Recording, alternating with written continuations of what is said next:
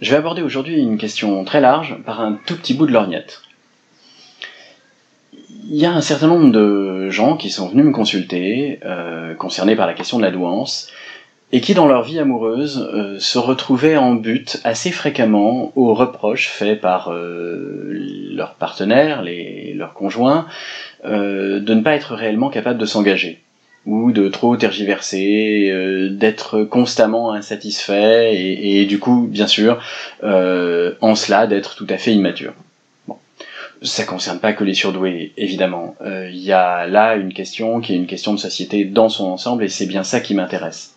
Pour autant, si ça arrive aussi fréquemment à des gens concernés par la douance, c'est pas complètement un hasard. Il y a bien là quelque chose qui mérite d'être creusé. En fait, le couple est en crise.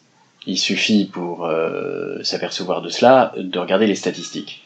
La vie amoureuse, c'est une question très complexe, et c'est une question d'autant plus complexe que d'habitude on n'en mesure pas du tout, justement, la complexité. La plupart des gens continuent à s'engager dans leur vie sentimentale et amoureuse sans trop interroger ce qui s'y joue. Commençons par ce qui s'y joue sur un plan sociologique pour apercevoir l'ampleur des mutations qui sont survenues en quelques générations et qui nous placent, nous, en tant que génération, devant une difficulté que sont tout assez inédites à l'échelle de l'histoire. Je pense qu'il n'est pas excessif d'affirmer que nos générations ont charge de réinventer ce que ça peut bien être qu'un couple ou ce que ça peut bien être qu'une relation amoureuse. Parce que de quoi héritons-nous ? Nous héritons, dans la majorité des sociétés humaines, et notamment dans notre culture, d'une conception du couple fondée sur le mariage, et sur une conception du mariage qui n'a rien à voir avec ce que nous cherchons aujourd'hui. Nous venons de sociétés où la distinction homme-femme est très fortement marquée, non pas simplement biologiquement, mais dans les rôles que chacun est censé tenir dans la société, mais aussi évidemment à l'intérieur de la famille. Chacun a une fonction. Être un mari, être un époux, c'est une fonction qui implique un certain nombre de choses, qui implique même un certain nombre de traits de caractère, de goût. Être un homme, ça a énormément d'implications. Être une femme aussi. Les éducations sont extrêmement dissemblables et on fait comprendre aux enfants, historiquement, il y a encore quelques générations, on fait très bien comprendre aux enfants et très vite l'immense différence qu'il y a entre être un garçon et être une fille. On n'est pas censé s'intéresser aux mêmes choses, on n'est pas censé avoir les mêmes traits de caractère, on n'est pas censé développer les mêmes qualités, et ensuite, évidemment, on n'est pas censé avoir le même rôle dans la société et à l'intérieur de la cellule familiale. Ajoutons à ça que la cellule familiale, je l'ai déjà dit dans une autre vidéo, mais c'est important de le rappeler, la cellule familiale, c'est l'institution de base sur laquelle s'édifie l'ensemble du corps social. Donc, établir sa stabilité et sa constance est un impératif dans la plupart des sociétés. C'est la raison pour laquelle, au fondement même du mariage traditionnel, il y a tout sauf le désir. Le désir pas simplement sexuel, le désir amoureux, le désir de chacun de s'épanouir. Pour une raison assez simple, parce que le désir, qu'il soit sexuel ou amoureux, c'est précisément ce qui est mouvant, ce qu'on ne maîtrise pas, ce qui est labile, qui va, qui vient, dont le flux et le reflux ne dépendent pas de notre volonté consciente, et qui peut d'ailleurs déserter pour toujours l'endroit même où il était ardent et intense quelque temps plus tôt. Bon. Donc évidemment que fonder une relation sur le désir, c'est mettre en péril sa constance. Donc dans la mesure où la constance de cette institution est essentielle pour la plupart des sociétés, la première des choses qu'elles font, c'est s'assurer que les époux ne se choisiront pas, ou s'ils se choisissent, qu'en tout cas leur union ne sera pas fondée sur le désir de l'un et de l'autre. Bon. Il y a 1000 manières de s'en assurer, finalement, de reléguer le désir amoureux et sexuel, soit hors mariage, soit à des fonctions tout à fait subsidiaires dans l'union des deux individus. Si chacun l'accepte, si chacun se construit comme ça peut donner un mariage solide, stable, avec une forme d'amour d'ailleurs à l'intérieur, une forme de tendresse, une forme de confiance qui naît. Il y a des mariages arrangés qui sont des mariages heureux. Et je dis ça en assumant par ailleurs ma position féministe, je suis pas nostalgique du mariage arrangé.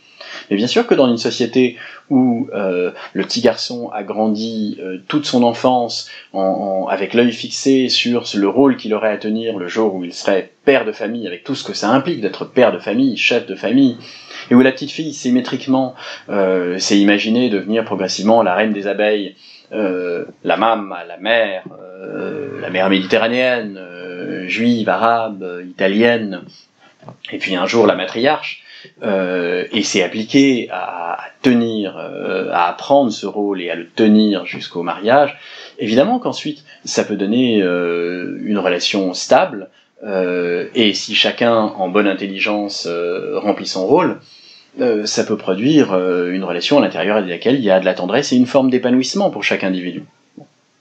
Sauf que tout cela, dans nos sociétés modernes, a passablement explosé.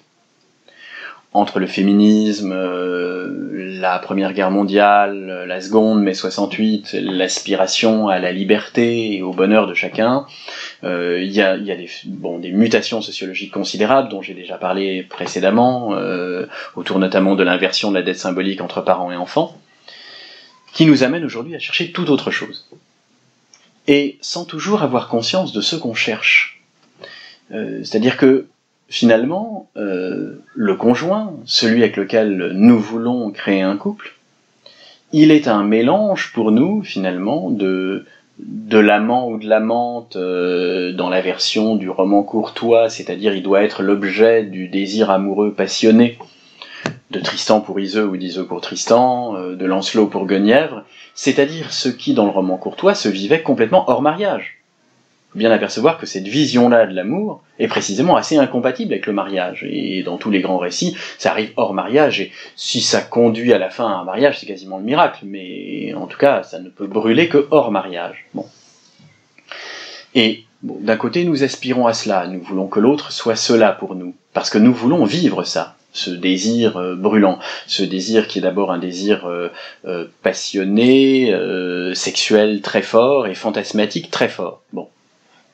Dont le modèle est, encore une fois, dans le roman courtois. Mais l'autre, nous ne le mettons pas simplement à cette place. Nous voulons aussi, d'une certaine manière, qu'il soit l'époux ou l'épouse traditionnelle. C'est-à-dire ce conjoint dont on sait qu'on va pouvoir cheminer avec lui tout du long, et qu'on va pouvoir compter sur lui, quoi qu'il arrive, qui nous rassurera, qui sera là, qui nous enveloppera de sa présence aimante dans les coups durs. Bon. Et puis, nous voulons aussi que l'autre soit l'ami. Ce qui est aussi, ça, très nouveau. L'amitié homme-femme, c'est une sorte d'aberration, d'accident passager dans les sociétés traditionnelles, parce que les hommes et les femmes sont éduqués de manière tellement différente que c'est extrêmement rare que leurs intérêts puissent converger. Un homme et une femme qui discutent, c'est déjà arrivé, bien sûr. Et bien sûr que, dans certaines sociétés, il y a certaines femmes, précisément celles qu'on n'épouse pas, certaines courtisanes, qui peuvent être élevées de manière à éduquer, de manière à partager des goûts masculins, qui n'en sont que plus désirables pour autant, mais qui évidemment sont cantonnés à un rôle très particulier, celui de la courtisane. Bon. Mais aujourd'hui, ça nous paraît évident qu'une des choses que nous voulons partager avec la personne avec laquelle nous allons être en couple, c'est précisément ce qui se partageait avant entre personnes du même sexe. L'époux et l'épouse ne discutaient pas ensemble des choses qui les intéressaient tous deux, tout simplement parce que de ces choses-là, il n'y en avait quasiment pas.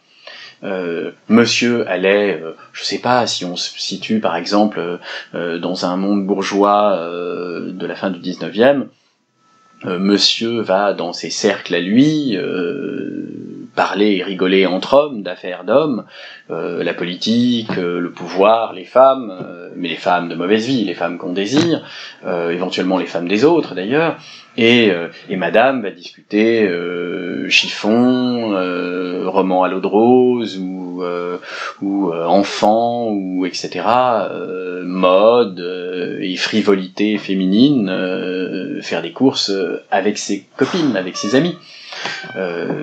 Il y a encore aujourd'hui des sociétés dans lesquelles très clairement les fêtes sont entre hommes ou entre femmes. Et au-delà même d'une question de discrimination, c'est une conséquence quasi naturelle du fait que quand on a envie de s'amuser, on a envie de s'amuser avec des gens qui ont les mêmes amusements que nous. Et si les éducations sont trop dissemblables, c'est évidemment à l'intérieur du même sexe. Alors aujourd'hui en France, dans nos milieux, enfin dans la plupart des milieux en France, c'est pas ça que nous cherchons. Nous voulons pouvoir avec l'autre, que nos loisirs se passent avec l'autre, que si on aime la littérature, pouvoir discuter de littérature avec l'autre, pouvoir discuter de politique avec l'autre, pouvoir faire des randonnées en montagne si on aime faire des randonnées en montagne avec l'autre. Bref, l'autre est placé aussi dans la position de l'ami, du meilleur ami. Donc c'est tout, c'est un tas de rôles dont l'articulation ne va pas du tout de soi. En particulier, si on se contente pas de se rabattre sur des héritages sociologiques, si on se contente pas de dire par exemple que la quête d'une cellule stable, que l'autre soit l'époux ou l'épouse dans le rôle traditionnel, ce serait une simple répercussion d'un héritage qui s'est inscrit dans nos imaginaires et qui éventuellement d'ailleurs est aujourd'hui à dépasser. Bon. Ce qui a été le point de vue de certains 68ards. Le couple, c'est bourgeois, la notion de propriété, c'est absurde, c'est un sentiment bourgeois, l'autre ne m'appartient pas, et après tout, du coup, la fidélité, c'est nécessairement issue de ce sentiment de propriété tout à fait bourgeois et à dépasser, et antagonique, contradictoire avec la liberté essentielle qui est derrière le sentiment amoureux. Bon. Si on se contente pas de cette approche, et qu'on s'interroge sur la fonction psychique que ça peut avoir, par exemple, cet autre dont je suis certain qu'il va être là, quoi qu'il arrive. C'est évident qu'il y a quelque chose là qui dépasse le simple héritage, même s'il se joue aussi autour d'un héritage sociologique, historique, culturel, mais qui dépasse ça. Cet autre qui va être constamment là, il vient remplacer finalement ceux dont la plupart d'entre nous ont fait le deuil, passé la petite enfance, c'est-à-dire cette illusion d'un amour parental, maternel, paternel, souvent maternel dans nos sociétés, mais pas nécessairement, d'un amour parental absolu, inconditionné et constant. Ce moment, qui n'a pas duré si longtemps d'ailleurs, mais dont nous avons le souvenir, où nous avons eu l'impression de baigner dans un amour qui nous entourait de sa protection, quoi qu'il arrive. Cette terre, finalement, natale, où on pouvait revenir, quoi qu'il se passe. Et que nous avons perdu, et c'est très dur de l'avoir perdu. Et bien sûr que, fantasmatiquement, le couple joue aussi ce rôle-là. Et il suffit pas de se dire que c'est un sentiment de propriété bourgeois pour ne plus en avoir le fantasme, pour ne plus en avoir la nécessité. Cette nécessité passe par des rituels, par des actes symboliques. Par exemple, ça peut passer, et ça passe fréquemment, par le fait de décider qu'un certain nombre de choses seront exclusives au couple. En particulier la relation sexuelle, pas nécessairement, d'autres choses éventuellement aussi. Mais, bien entendu qu'il y a dans cette fonction psychique quelque chose dont on ne fait pas facilement l'impasse. Bon, ça ne veut pas dire que tout le monde en a également besoin, mais il y a bien là quelque chose qu'il faut considérer. En même temps, placer l'autre dans la position d'Iseux par rapport à Tristan, c'est-à-dire dans la position de l'objet de désir, de l'objet dont la conquête va être enivrante, et de l'objet d'un amour passionné. C'est exactement contradictoire. La première position est au fond la position du parent, c'est que l'autre vient remplir, et heureusement, à condition de ne pas y rester englué, une position finalement de parent fantasmatique, de maman ou de papa, dont les bras nous consoleront et nous soutiendront quoi qu'il arrive. Mais la position de l'autre comme objet de désir, elle est symétriquement inverse. Elle suppose que l'autre m'échappe, que l'autre est à conquérir, que ça va pas de soi, qu'il pourrait se refuser à moi, et que justement, parce qu'il m'échappe, sa conquête, et le moment où je jouis de sa conquête, sont des moments de très grande intensité. Intensité de plaisir, de jouissance, intensité de satisfaction narcissique, de mille et une choses. Bon. Intensité aussi de fantasme, de fusion, où pendant quelques secondes, ce qui va être vécu dans l'échange des regards, dans l'acte sexuel, va être vécu par les deux comme de l'ordre du miracle. Du miracle à saisir de cet instant absolument magique, et qui prend valeur justement du fait d'être un instant, d'être fragile, de ne jamais être garanti. C'est presque le contraire des bras parentaux dans lesquels on pouvait se réfugier, quoi qu'il arrive. C'est l'appel du large, l'appel de l'existence dans sa dimension aventureuse. C'est évidemment totalement contradictoire. Ça ne veut pas dire que cette contradiction ne peut pas exister à l'intérieur de la même relation. Mais à coup sûr, elle ne peut pas exister à l'intérieur de la même relation si elle n'est pas travaillée, elle ne peut pas exister durablement. Y a bien une contradiction qu'il faut pouvoir mettre en travail, apercevoir, verbaliser, en apercevoir aussi du coup les nécessaires enjeux de souffrance, et pouvoir ne pas en vouloir à l'autre, ne pas s'en vouloir à soi-même. Et puis, cette idée que l'autre doit être aussi notre ami, notre âme sœur, mais âme sœur, je me méfie de ces expressions-là parce que elles nous conduisent fréquemment à penser que finalement, à travers les âges, on a cherché exactement la même chose. Pas du tout. Relisez la littérature même du XVIe siècle ou avant, la manière dont éclot le sentiment amoureux, justement, par exemple dans la littérature courtoise, et vous verrez à quel point ce qui se vit là est différent de ce que nous vivons nous. D'une certaine manière, Juliette est une complète inconnue pour Roméo, et réciproquement. Ils n'ont jamais discuté, ils connaissent pas le caractère l'un de l'autre. Elle est simplement une sorte d'incarnation idéale de la féminité pour lui, et réciproquement, il est une incarnation idéale de la virilité pour elle, et la machine à fantasmes s'emballe en une fraction de seconde. Parce qu'on n'y cherche pas autre chose. Précisément, cette position de l'ami, l'âme sœur là n'est pas du tout comprise dans le sens où les deux pourraient s'apercevoir qu'ils peuvent discuter pendant des heures sans jamais se lasser et que s'ils vont au cinéma et qu'ensuite ils vont se promener en sortant du cinéma et qu'ils vont dîner dans un petit restaurant, l'ensemble de la soirée sera magique parce que de toute façon à chaque fois qu'il y aura un sujet de conversation, ce sera excitant, passionnant, grisant de trouver autant de compréhension chez l'autre et qu'ensuite quand revenus se coucher, les ébats de la nuit prolongeront la magie de cette soirée, il y aura une sorte de complétude à laquelle n'ont jamais rêvé les amants de Vérone, tels que les a dépeints Shakespeare. Jamais, jamais. C'est pas en jeu, ça, dans les relations hommes-femmes des siècles précédents. L'amour courtois et celui qu'on retrouve encore au XVIIe siècle, donc, n'a rien à voir avec ça. C'est pas ça qu'on appelle l'âme sœur. Donc, dans cette vision d'aujourd'hui de l'âme sœur, où finalement on espère pouvoir regarder des matchs de foot ensemble, discuter des romans de Jane Austen ensemble, voir des mélos américains ensemble et pleurer ensemble devant des bons mélos américains, et faire du sport ensemble, etc. Ça, c'est extrêmement nouveau. Et là encore, comment l'articuler au reste ?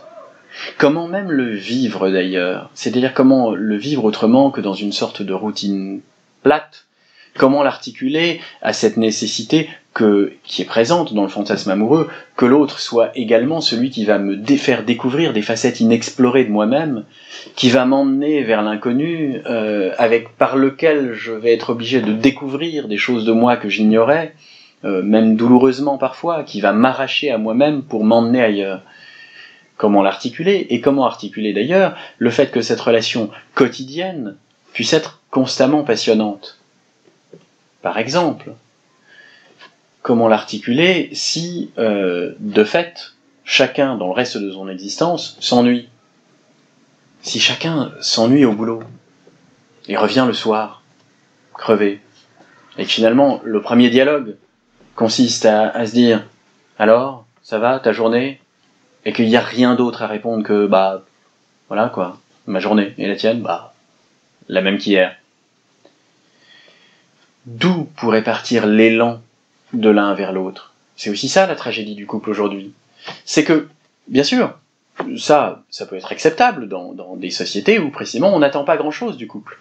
C'est-à-dire que si quand je rentre chez moi en tant qu'homme, j'attends juste de mon conjoint, de la femme avec laquelle je vis, qu'elle m'ait préparé un bon repas, qu'elle se soit bien occupée des enfants, et que, je sais pas moi, qu'elle m'ait repassé mes chemises pour demain, et bon. On n'a quasiment rien à se dire. Juste un small talk anodin, insignifiant. Mais si je veux pouvoir discuter à bâton rompu avec elle, alors si j'arrive déjà épuisé par une journée morne, et qu'elle aussi est éteinte par une journée similairement morne, quel carburant y a-t-il dans la relation? Et comme on s'est habitué à l'idée qu'une relation amoureuse c'était autre chose, comme on a tous vécu quand même, dès l'adolescence, des relations très intenses où précisément dans les premières semaines, dans les premiers mois, il y avait cette ivresse de la découverte tout d'un coup de quelqu'un avec qui on pouvait parler des heures sans jamais se lasser, sans jamais s'ennuyer, avec qui vivre semblait extraordinairement intense. C'est pas simple du tout de faire le deuil de ça, et de se dire que ça n'a été qu'une toute petite période. D'où le nombre de gens qui finalement n'ont de cesse que de chercher toujours quelqu'un d'autre, avec qui revivre ces premières semaines, jusqu'au moment où ça s'installe dans une vie de couple, où ça s'effondre, et où il faut bien sûr retrouver quelqu'un d'autre pour retrouver cette euphorie. C'est ce qui signifie donc une des premières conditions, finalement, pour qu'un couple puisse répondre à peu près aux attentes que nous en avons aujourd'hui. C'est bien sûr que ce soit l'ensemble du rapport à l'existence qui soit vécu comme une aventure. Pas simplement le couple. Le couple ne peut pas être... J'ai souvent entendu des élèves, quand j'étais prof, et que je demandais... J'avais des élèves de terminale quand j'enseignais en lycée, et je leur demandais plus tard comment ils imaginaient l'existence. Et certains me disaient, bon, le boulot, bon, j'espère que ce sera pas trop chiant, mais j'espère surtout vivre avec quelqu'un que j'aime. Et bon, on sentait que la dimension magique de leur existence, telle qu'ils la projetaient, elle serait au moins dans leur vie amoureuse. Peut-être certains y arrivent-ils. Je pense assez rare. Je crois que j'y arriverai pas, moi, parce que la difficulté est immense. Comment vivre une toute petite bulle de magie si tout le reste est mortifère? Comment, avec autant d'usure, on peut conserver une flamme? Donc finalement, maintenir le couple vivant, c'est d'abord et avant tout soulever la question de tout le reste de l'existence. Comment faire pour enchanter le reste de l'existence? Pour que lorsque chacun rentre, quand on se retrouve, quand chacun rentre le soir, ce soit le plus souvent possible avec des étoiles dans les yeux de ce qui s'est passé dans la journée, et que du coup d'ailleurs, on ait des choses à partager. Parce qu'au fond, une relation ne vit que de ce que chacun ramène, des trésors que chacun ramène d'ailleurs. Sinon, elle se dévore de l'intérieur. Sinon, on se regarde dans le blanc des yeux. Mais bien sûr que l'espèce de sentiment de magie pure, de surprise de s'être rencontré, celui-là n'est pas durable. Pour que la relation continue à être passionnante, il faut finalement que le reste de l'existence de chacun des deux protagonistes continue à l'alimenter en passion. Et ça, c'est très souvent éludé, justement, au nom d'une abdication sur la vie professionnelle et d'un espoir que la vie amoureuse et que le couple puisse être l'endroit où il y aura de la vie. Et c'est d'autant plus insupportable, évidemment, de découvrir que ça fonctionne pas. Et que l'endroit où il devrait y avoir de la vie est à l'image du reste. Alors, ça donne pas de solution simple, hein, mais ça pointe bien une difficulté qui, si elle n'est pas prise à bras-le-corps, et d'habitude elle n'est pas prise à bras-le-corps, finalement d'habitude, la plupart des gens font comme si, au fond, le couple, on savait à peu près ce que c'est.